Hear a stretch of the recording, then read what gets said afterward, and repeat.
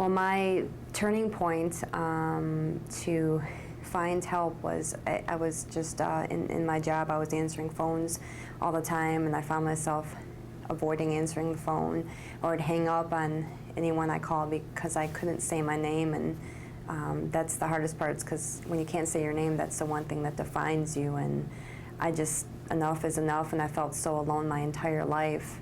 Hadn't talked with anyone for 26 years, so I looked up stuttering on the internet and found that NSA and printed out all of the data, and it took me months to go to my first meeting. And when I walked into my first meeting, I was overwhelmed because there was 28 other people there who were just like me, but since I try and hide it, I wasn't allowing myself to stutter there. And when I left, hearing everyone go around the room saying their name and everyone else had a hard time, I realized that I'm not the only one with this problem, and that if these people can be lawyers and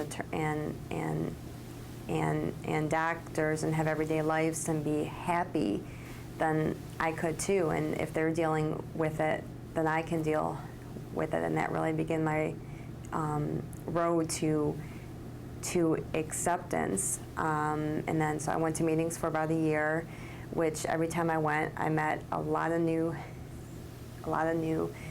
people who stuttered as well. And so when I heard about the first conference in Chicago of 2000, I was hesitant of going because I thought of being with 400 or 500 other people whose stutter was overwhelming to me. It was scary. So I decided to go because it was really close by, and it was the best weekend of my life. I mean, that totally changed.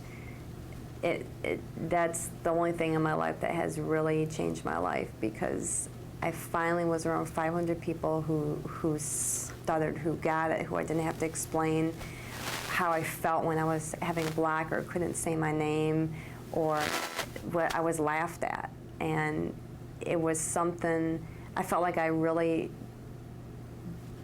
belonged, and I've never felt in my entire life like I belonged anywhere up until that point. And NSA is the best thing that's ever happened to me.